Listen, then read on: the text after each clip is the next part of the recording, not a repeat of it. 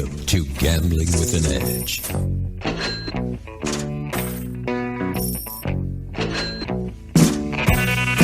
now, here are Bob and Richard. Good afternoon. Welcome to Gambling with an Edge. I'm Bob Dancer. And I'm Richard Munchkin. Our guest today is Colin Jones, former manager of the church Blackjack team and currently the leader of BlackjackApprenticeship.com. We're here to discuss Colin's new book, 21st Century Card Counter, which is available now from Huntington Press, or at least within the next week or two. Colin Jones, welcome to Gambling with an Edge. Thanks for having me. Let's spend a little time, although you've been on the show before, let's spend a little time addressing why you think you're qualified to write a book about blackjack. Well, because Huntington Press was willing to put the book out, I guess. Oh, that's a good answer. I mean, and they gave him a $100,000 advance. No, I guess I thought I've spent years playing and spent years running teams, spent years training others, and I guess that made me feel like I was qualified. Well, also, so the title is 21st Century Blackjack. What's new in the 21st century that wasn't around back when Arnold and Stanford and all those people wrote their blackjack books?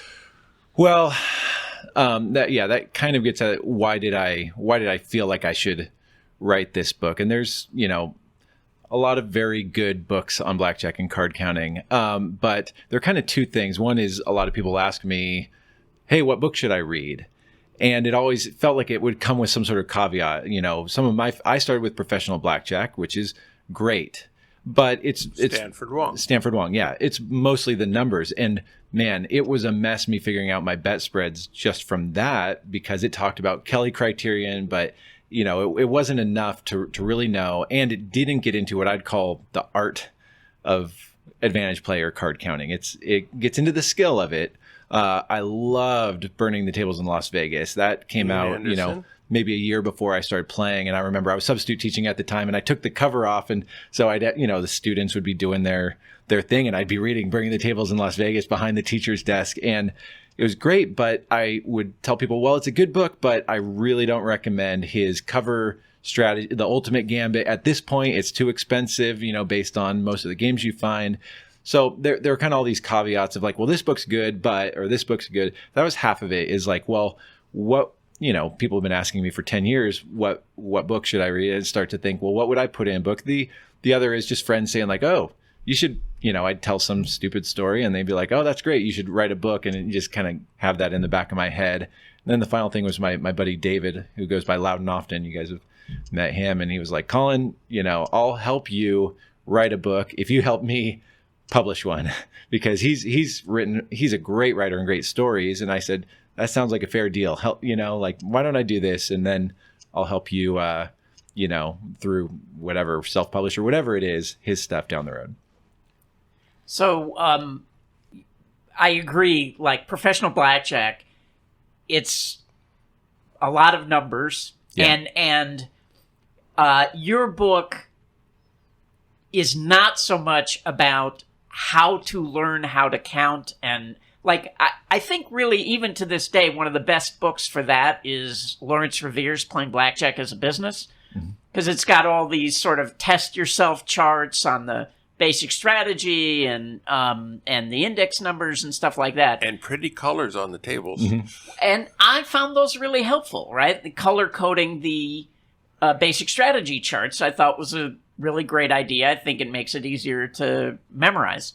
I always liked the books that had stories from people who were actually out playing. Mm-hmm. So that's why I really liked Ken Houston's book, $1 Million Blackjack. Yes. And the other book that I recommend a lot is Rick Blaine's book, Blackjack Blueprint, because it had kind of both. But this book has a lot of stories in it, which I appreciated a lot, because that's what I like reading.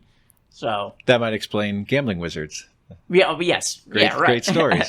Yeah, I think David said, well, write the book you want to write. And so I enjoy teach. I didn't want to write my memoirs. I don't think, there's people with, I think, more interesting stories or better writing than me. But I've got some stories I like sharing and I like teaching. So I thought, well, I'll put my favorite stories. I'll try to teach the things that I feel like would help people that is different about Blackjack now compared to 20 years ago. And I'd put stories from my friends that, I think are worth telling. Well, on your friends, you had 10 or 15 different interviews in your book, with at least half of them have been guests on this show. So regular listeners to this show will recognize the name of Joe and Semi-Pro and Vagabond and a few others. So how did you choose to get help to put these stories in, or what was your purpose there? Yeah, there were, I think, two purposes. One was to kind of break it up between chapters of information, rather than just be information. I thought, well, at the end of every, and there's some other book, I think on like leadership or something that I read that had these little like questions or something at the end. I was like, oh, that's fun. Kind of breaks up the mental part of reading the book by having something totally different. And so that was part of it. The other is to inspire people. Like, hey, yeah, this is information, but these are people doing this. This isn't a thing of the past. These are my friends that are currently, and some of these people I'd already interviewed for podcasts or whatever. So I was like, hey, and I tried to do a different angle for each person. So there's people that started with $1,000. There's other people that, have done it at the highest limits. They're female advantage players and, president of large companies that is enjoying getting kicked out of casinos, even though he doesn't need the money. Just different stories that people might enjoy about people successfully doing this. One of my favorite poker books is a book called The Education of a Poker Player by Herbert O. Yardley.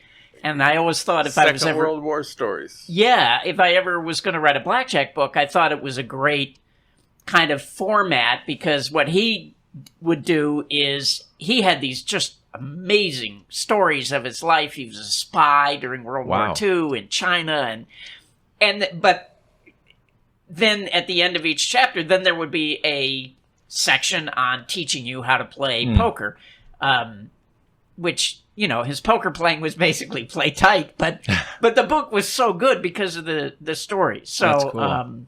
So I think it was a good way to go. Makes the book very, very readable. Oh, good. Now, in your experience, for players who no longer play Blackjack, what is the major reason why they quit? I don't think there's one major reason why. I think there's a handful. I think some people get bored with it and they want to do something new or different or at a larger scale. I think other people get really worn out from the travel. I've got multiple friends now that have transitioned out of it because they're having family, and for me, that was a big reason why I played a lot less in the last 10 years. I've been having lots of kids and all that stuff. 6, folks. Yeah. Never gives his wife a rest. We're done. We've been done for a few years now, but thanks for that. And then some people, the variance just, eats at them. The other people, it's the back offs, it's like you can start out with thick skin and it becomes not worth the effort anymore. So I don't think there's one thing, but I think those are the big ones. Yeah. The having some family members saying, why don't you do something constructive with your life? You're so bright. Why are you wasting it on just this little thing of beating a casino? Yeah. And you keep getting that. Even for myself, a lot of people are like, well, if you can beat Blackjack, why do you run a website? That kind of this, like, it must not really work or you must not really be that good at playing. And, okay, you can think that if you want. For me, I felt like once I'd done it for a bit, I kind of wanted to do something else, and then ran teams for a number of years. And then that started at some point feeling like a grind. And then, we had this website idea and that felt like uncharted territory, and then when that gets old, I kind of feel like playing more or go back to that or whatever it is. But, some people don't want to just do the same thing year after year. I've had that same discussion online of, if you were so good, you wouldn't be writing for other people because you wouldn't need the money and stuff. And I'm going, Yeah, yeah. That's always cracked me up. People who think you make a lot of money from writing books or articles or, And so I came up with the example of Aaron Rodgers, who happens to be arguably the best quarterback around, making good money from the Green Bay Packers, does these commercials for State Farm. Like, he cannot need the money. Yeah. If you're so good at football, Aaron, why do you got to do these commercials? Yeah, Drew Brees does commercials. And so when I came up with that argument, and you go, it is sure arrogant comparing yourself to these star quarterbacks. I'm going, okay, I'm not going to win this argument. No, you're not. All right. I consider myself to be a gambler, and I only play when I have the edge, and I work hard to improve my craft. Some players in approximately the same position, including some in your book, consider themselves not being gamblers. They're kind of an applied mathematical practitioner of sorts. Do you consider yourself to be a gambler? Why or why not? That's not the language I've historically used, and I think it goes back to my, when me and a couple friends first got into it, and coming from a religious background, there's this thought of, oh, well, you're gambling, and gambling's wrong. And it'd be like, well, hold on. I remember Ben, who I first got into it with, had some, it was like difficult questions for young Christians or something. and it was like, and it had a chapter on gambling. And he's, gambling is wrong and foolish. They never defined gambling. They never gave it a definition. And so, when our friends or family would say like, oh, you're gambling, well, let's define what that is. And so we would say, well, let's define investing, calculated edge, expected positive return. And it was like, if you feel like gambling's wrong, well, then don't call me a gambler, and that was one of the ways we kind of helped people even think about, well, what is advantage play? Because you're in a casino, therefore it's gambling. And it's like, well, is it really, or how, let's define at least what it is. That's an interesting approach. Anybody who thinks gambling is wrong, it is their problem. Well, it is. Actually, I remember when I interviewed Keith Taft, who was very, very religious, and I asked him, how do you square that, with your religion? And his answer was, there's nothing in the Bible that says gambling's wrong. Yeah. So... there's casting lots in the Bible, which is basically like rolling dice, to make decisions, and that's never. Yeah, it's just a part of the kind of religious worldview or whatever. All right, we're taping this a day after you finished a blackjack boot camp, of which you've had dozens. What is a blackjack boot camp, and who can benefit from them? Yeah. So these are 2-day hands-on training. I'd say 90% of it's card counting training. And, kind of the goal is to help people that want to master card counting to really progress both in their skill level and in their knowledge base.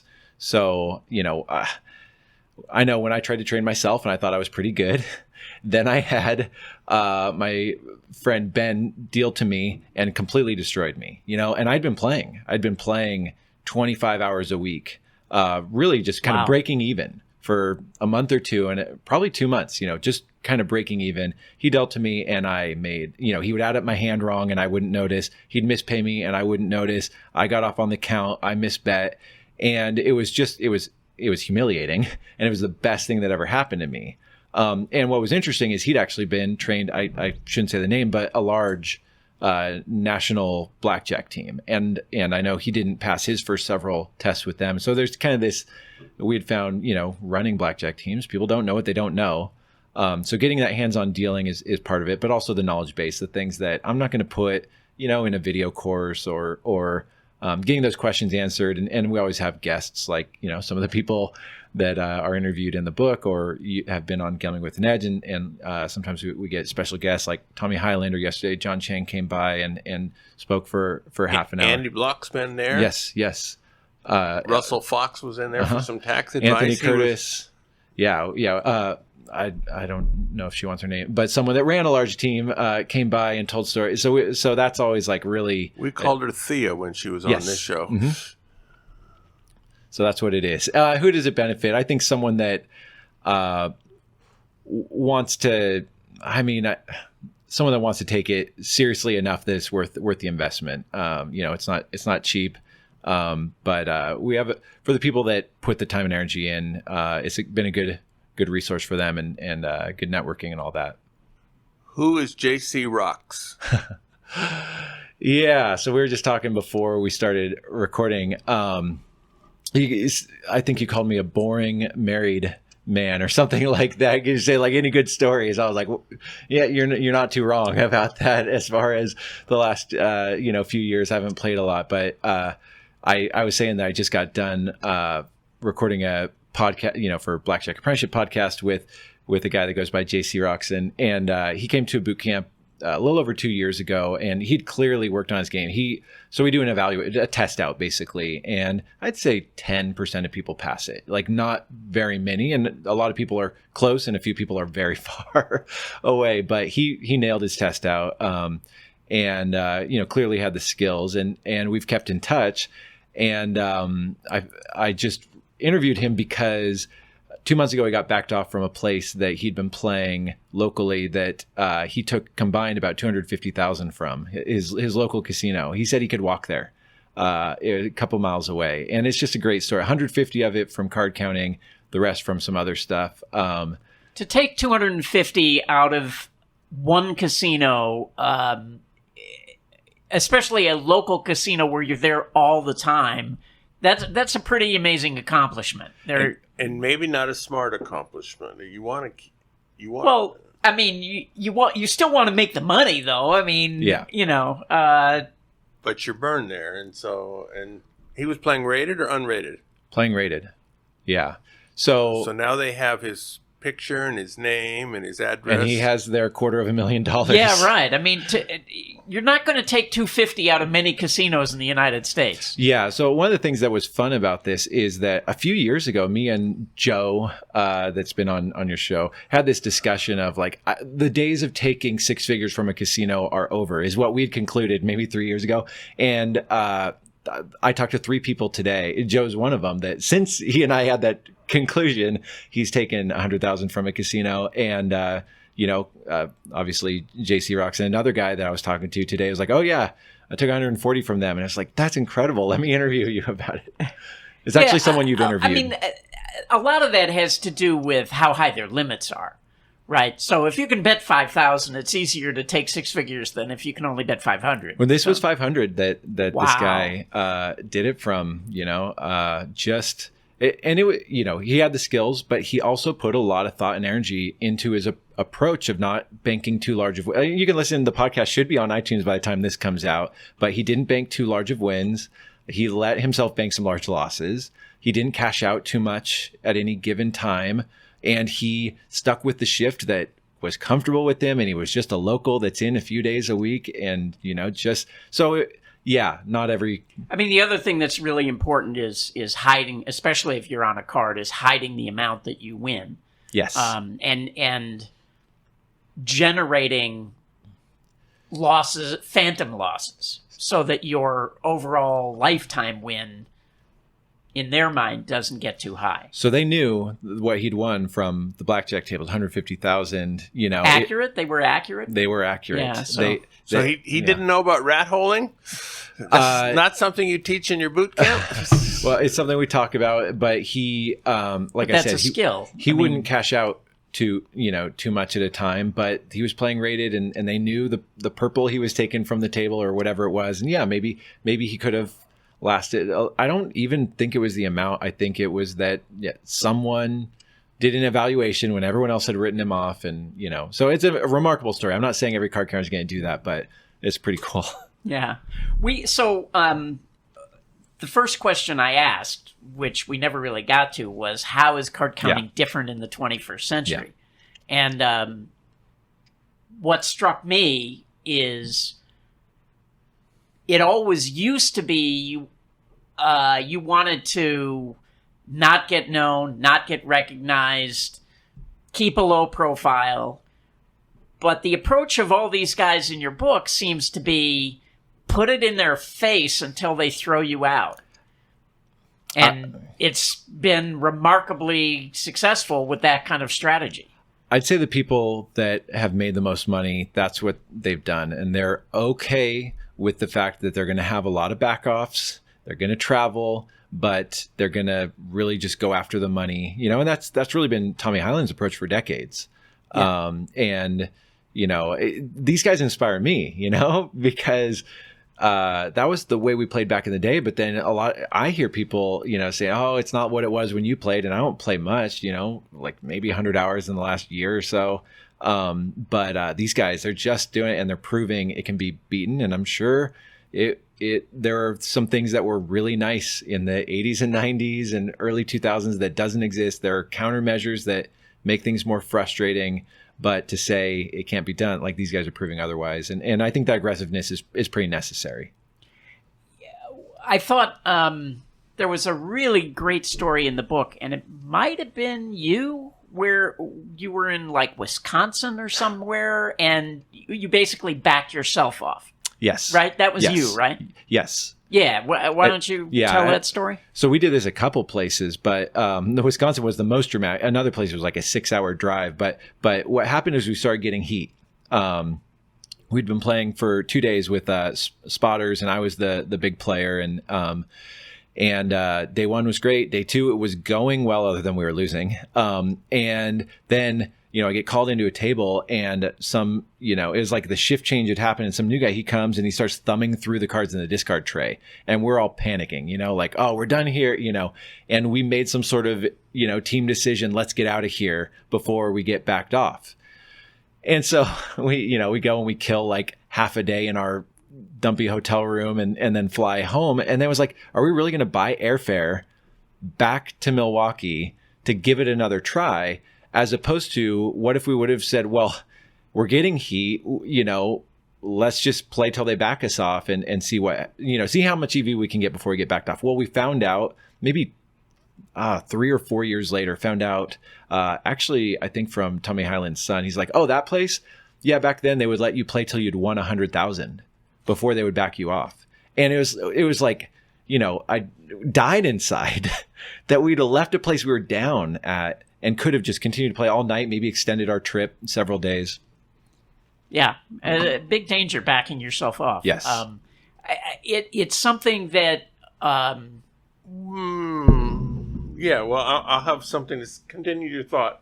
But I was just going to say, we do that often if what we're doing is something we don't want them to figure out what it is we're doing. Yes. Then you have good reason to not back yourself off, but to end the play early, because you can go back because they don't understand what was going on. Yeah. But if it is something like card counting, you might as well just push through it, because sometimes they just let you stay and play.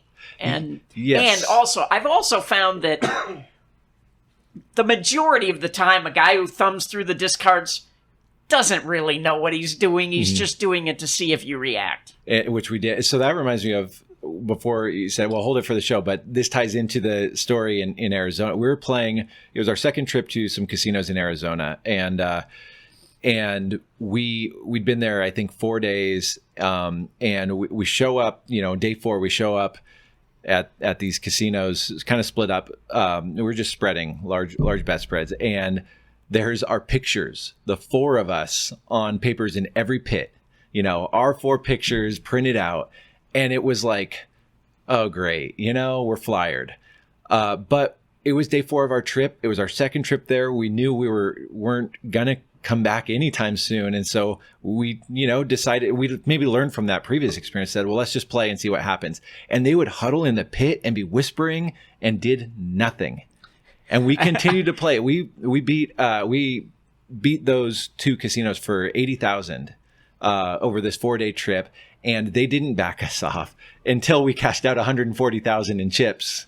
We had bought in $60,000, went to cash $140,000, and they're like, "Who are you? What the hell are you doing?" And we got the back off at that point. But I'm so glad we kept playing. We probably won an extra 20 or 30 grand by playing through the heat. Yeah. The comment I wanted to make on this is my background's in video poker, which has different parameters. But sometimes some of the casinos I play at have regular drawings. And so if I'm I'm playing for bigger stakes than most of the other customers, so I'm going to have more tickets in the barrel than most. So I'm going to win more than an average number of drawings. If I have won 2 in, say, 3 months, I will back myself off from the drawings for 6 months or so. Simply, if the casino is worth playing at otherwise, fine, but I will not be part of the drawing. Because what happens is the other customers will complain to management that guy, that handsome guy with the silver hair, that guy is winning all of the drawings. And so I don't have a chance, and it's totally unfair. And the casino will do something about it that I'm not going to like. So... yeah, that makes sense. I mean, yeah. And that's like taking a break from a casino when you've won a lot, you know? If I remember the most heat I got, there was a local casino I beat for $150,000 over the course of like 3 years. And the most heat I ever got was after a really, you know, whatever, like a $30,000 win. The next time I showed up, phones are ringing, and they didn't back me off because that wasn't their policy back then, but they would have made the cut worse, all that. So I just stayed away for a month or so, came back, heat had cooled down. That's one thing. I think if you're on, basically what I say in the book is if you're on a trip and there's not a good chance you're going to be back anytime soon, you got to weigh, well, okay, let's say I leave and let the heat die down. Am I really going to fly back and like hope that the heat, you know, that I don't just get backed off when I show up, you know, next time? And if it's across the country, you're probably not going to fly back. Yeah. I've had a couple of situations where, like, I had one situation where we had a big win in a place, but we had set a length of time for the trip, so we left, and we thought, like, they didn't back us off, but we'd won a large amount in a very small casino. And so I called up the guy that I had gone on the trip with, and it was maybe 6-8 months later. And he's like, you don't think we can go back there? And I said, well, look, just call him up, say you're thinking about coming back, and that you want a room and, you know, a ride from the airport. Ask for as much as you can possibly think of, right? Because if they want to bar you, they'll tell you, no, you know, we're not doing all that. And sure enough, they were like, oh, yeah, we'll get you the room. It's all set up, blah, blah, blah. And, you know. So you clearly were playing rated. No. Actually, at this particular place, he had been CTR'd. This was maybe before the days of rating, when you were out in the middle of the country. You know, they didn't have rating cards, maybe. But yeah, in fact, this was a riverboat, and they had to put us up in a hotel off-site. They paid out of pocket to put us in a hotel. But I've had that on more than one occasion where we call the hotel, say we're coming back, and, you know, ask for the moon. And if they give it to you, you know it's okay. It's safe to go back and play. How do they know who you are if you weren't playing rated? He CTR'd. So they had his name. They had his name from the CTR. Good. That makes sense. Yeah. All right. Now, everybody's heard of Grace Jones. She's a beautiful, tall, Jamaican-born black model, singer, and actress. Right after the commercials, we're going to be asking Colin why Grace Jones makes such a big, important part of his book. The South Point has more than 10,000 games, returning more than 99%. This is more than anyone else has. Throughout the month, you play from Tuesday through Thursday and earn a logo merchandise. If you collect all 4 prizes on Saturday, September 31st, you will be awarded $100 in free play, collected that day, or lose it. The next 10-week semester of free video poker classes will begin the day after Labor Day, Tuesday, September 3rd, starting at noon. There's flyers available at the club booth with the class schedule. Also may be found at bobdancer.com/seminars. All adults are welcome to attend. At videopoker.com, it's the best place to play lots of games. If you sign up for the gold membership, $8.95 a month or $79.95 a year, this allows you to get correction on most of the games. The game of the week is multi-strike poker. This is a game where you pay for 4 lines at the start, i.e. 20 coins. You play the first line. If you do not score anything, the game is over and you've lost the 20 coins. If you at least get your money back, you get to play the second line at double the amounts for no additional coin in. Win there, you play the 4x line. Win there, and you get the top line at 8x. Periodically, you receive a free ride before the draw, which moves you up to the next higher line, whether you score anything or not.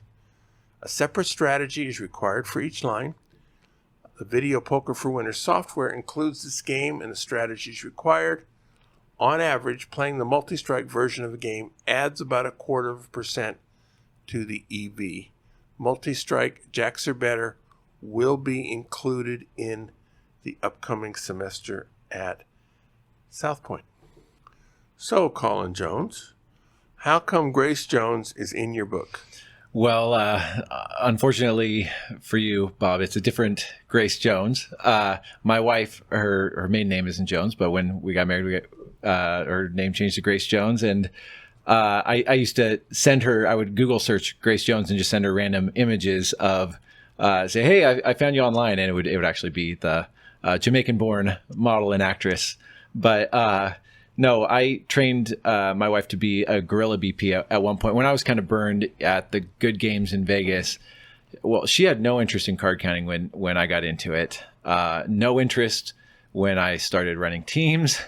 But then we started having kids, and the thought of a paid vacation away from the kids, she was completely interested, not in learning card counting, but in, getting comps. Yes, exactly. So I trained her as a guerrilla BP and kind of gave me, through her, a fresh life at some of the good games. She enjoyed the meals and the shows, and she won about 30,000 for, before I think they put us together. And they eventually she got flyered. Yeah. So that clearly makes her a great player. Yeah. They would back her off and trespass me. So that was kind of what they would do, but it was all well worth it. Uh-huh. A few months ago, you created a video about understanding N0. How important concept of this is to the success? Boy, that was a sentence. How important is this concept to the successful player?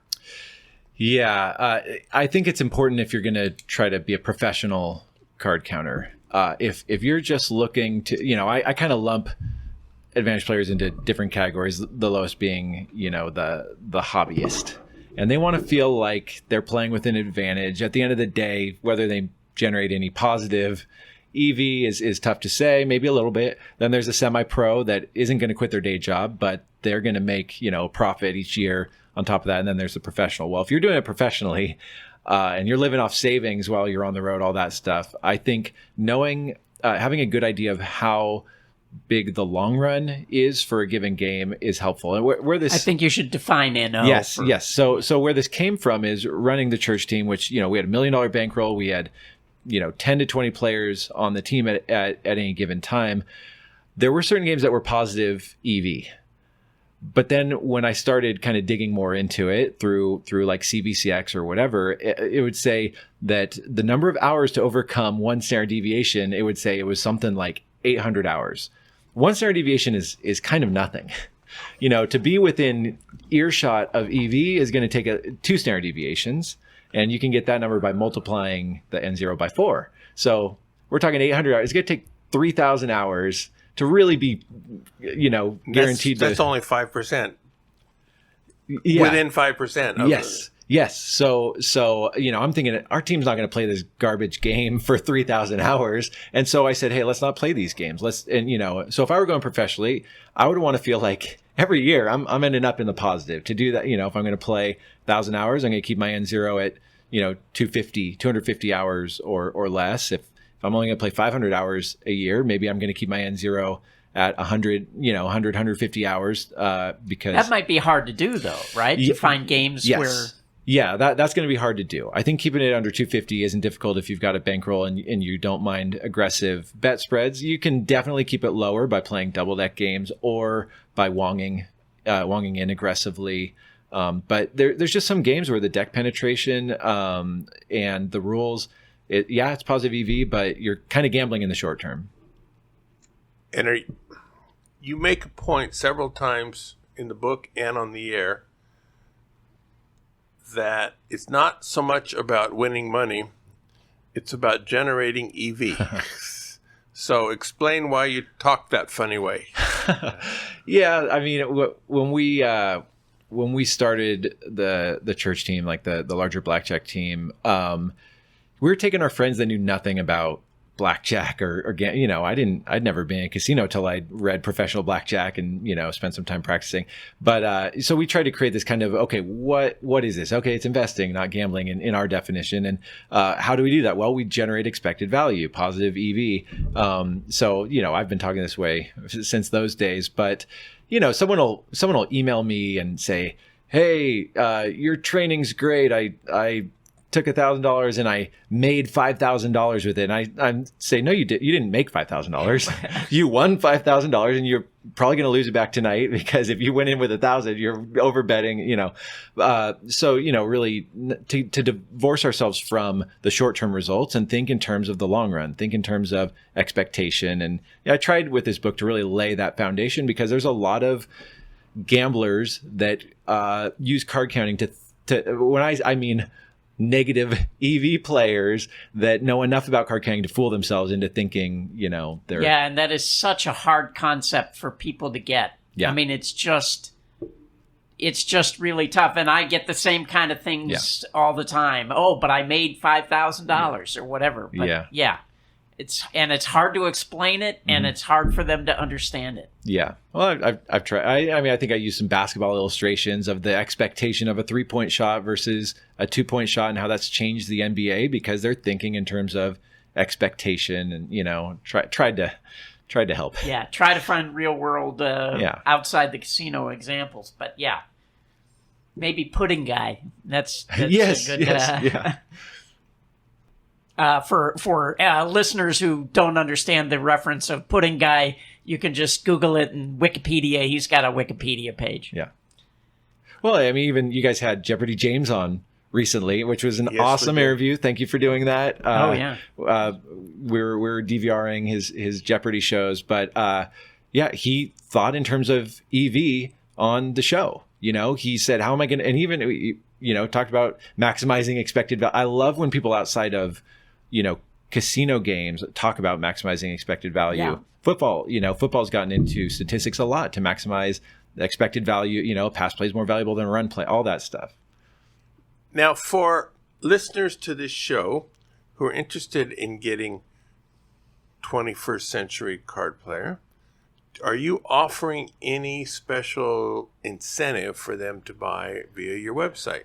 Sure. And let me clarify, it's 21st Century Card Counter.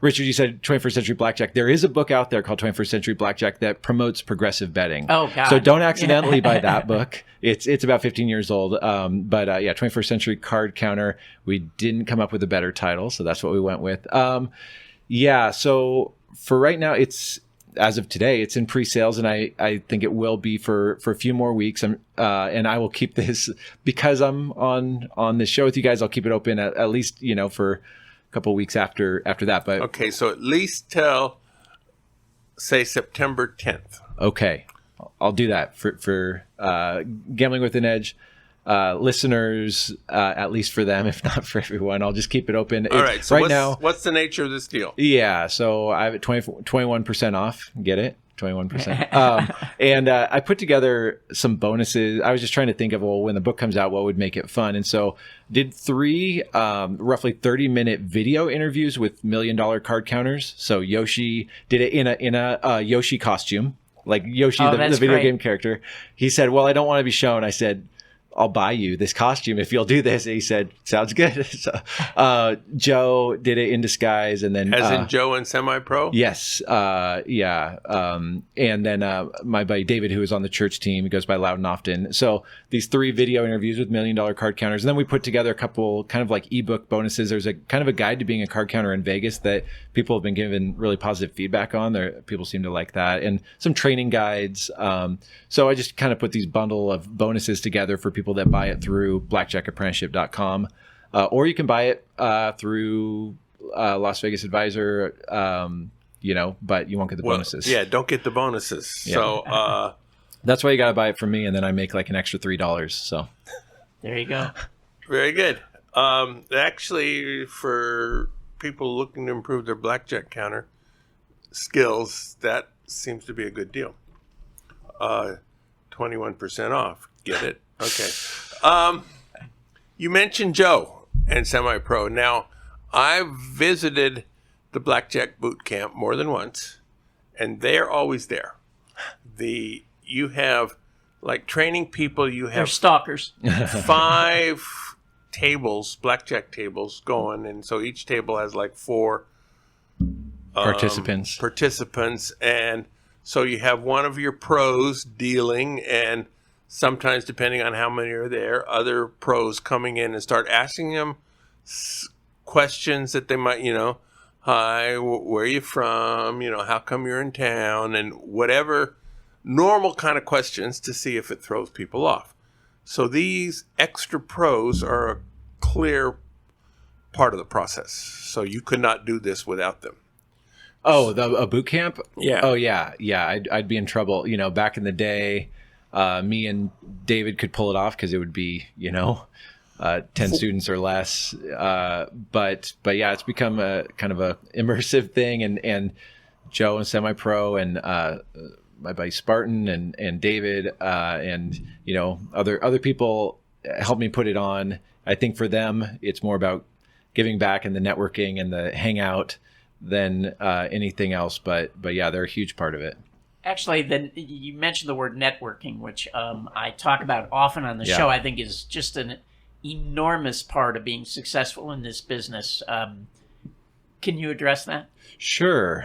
Yeah, I think there are 2, I'll say 3 ways I've seen people use this to a big advantage. One is finding out what places not to play, or, kind of how to approach different markets or different cities or different casinos. The second would be finding out things available that they wouldn't. So there's another guy, SD1. I've done a podcast with him, but he has made a lot of, he's made 6 figures. He's interviewed in the book. He's made 6 figures at card counting, like maybe 200,000. And he's made at least as much, if not more, at some other opportunities at casinos that he probably doesn't really want me talking about. But though he found out about it through people he met at a boot camp that said, hey, did you know there's this? And maybe, they partner on it initially and a cut of the action, whatever. So making money off of opportunities that come through a network. And then the third is just like having people to call when you're bored or frustrated or lonely or any of those things, just having a support system. So I think all 3 of those are really important. And a boot camp's easier because it's in person. It's hard to network with people that you're not meeting face to face, but it happens. I'm not saying people have to drop $3,000 to network, but that's when I say networking at boot camp. No, but I mean, there's also networking on the forums Yes. and the Discord channel, Yep. and but the value of establishing a network is cannot be underestimated. Not at all. And you seem like you have one of the most valuable networks of any AP I've met that people could just say, hey, there's this thing, or at least back when you were active. Oh, I am retired. Yes. So, For the how manyth time? 6, 8. So it's like quitting smoking. It's easy. I do it all the time. Now, you mentioned $3,000. Is that the price of the boot camp? Yeah, that's the price. It doesn't include hotel or airfare, but includes the training and food and whatnot when we're hanging out. Yeah. And so what if you take the boot camp and you decide you got a lot of value out of it, and you want to take it again a year later. Yeah, well, for several years now, we've offered if people want to come back at half, they can come back at half price, because there are people that show up, realize their game's not what they thought it was, and then they're like, well, wow, that stinks, and so we've said, well, come back even just for one day, and you're not going to have to pay the full price again. That's a little bit dependent on how much space is available, because the last, I want to say 4 completely filled up. So if you can fill them up with $3,000 customers, that lowers your incentive to fill them up with 1,500. Sort of. But still, you want to take care of your. Well, it's tough to tell someone you can't come because someone's coming for their second or third boot camp. That's a little bit tough to say. And as far as the price, I know it's steep, and I tell people I understand that's a lot. That's a chunk of change. But it's I don't want it to be so much that I started with $2,000 as a card counter. So I want to see the little guy, like they couldn't even afford a boot camp. I don't want to say, oh, well, it's full, so I'll jump it to 5,000. But there's also a little bit of, hey, if it's filling up, I'm not going to lower the prices. So it's tough. Well, also to get good at blackjack, video poker, or any of the other thing, you got to be serious about this. Yeah. And it's different if you're decided to invest $3,000. You've got to. You're going to take it a lot more seriously than for 150. It's like, oh, it's okay. It's There's some people get annoyed that we charge even for like the membership at Blackjack Apprenticeship. Well, if you've made so much money, why are you charging? And it's really more about gatekeeping. We used to have it for $19 a month, and just the massive turnaround of college kids that had $19 one month. I was like, this guy should not be getting into card counting. We had a massive turnaround every month. And so we changed it, and we raised the price and made it annual. And we said, well, if you're serious about card counting, you're not going to learn it in a month. And, you got to have not only a couple $100 for the training, but also a bankroll, So, there's a little bit of gatekeeping of the price is too low. You're going to get a lot of people not very serious about it. Before we let you go, we're soon going to have another Bob and Richard answer their mailbag show or two. And one question comes to mind here. It was going to be on this, but since it's about blackjack, we're going to ask you, Colin, and let Richard answer it as well, if he wishes.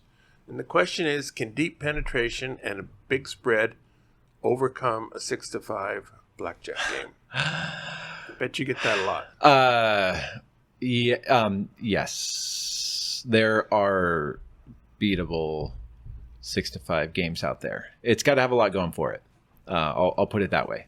Can you explain what kind of things are you looking for? Well, you mentioned a couple: a large bet spread, really good deck penetration, favorable rules, and a small number of decks, like one deck.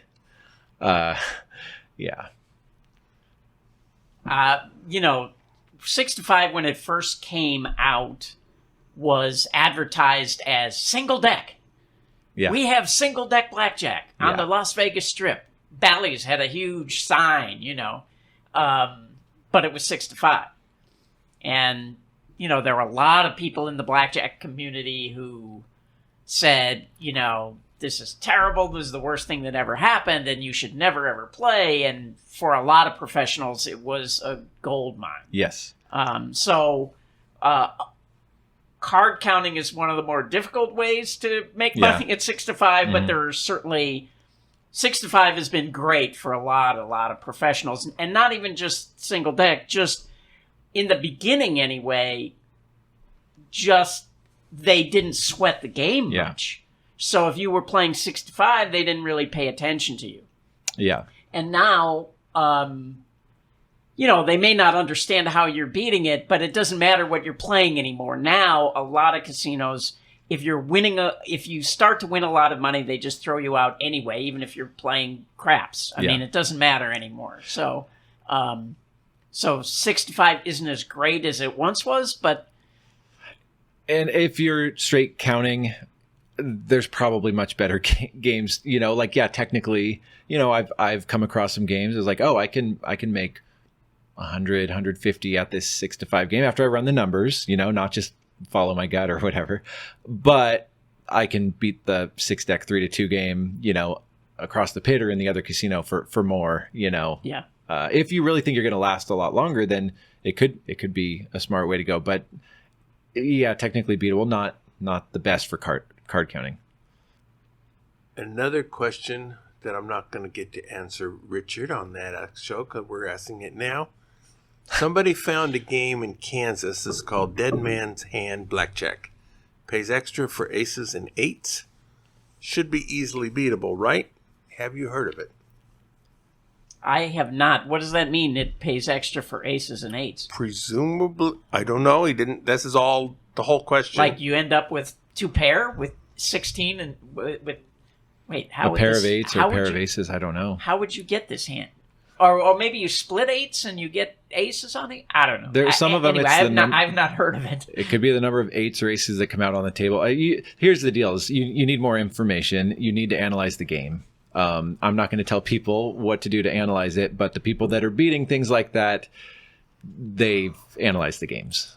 Yeah, and often, see, I didn't know about this question, or I would have looked at Wizard of Odds to see if he had it there, which a lot of times he does. And clearly serves me right.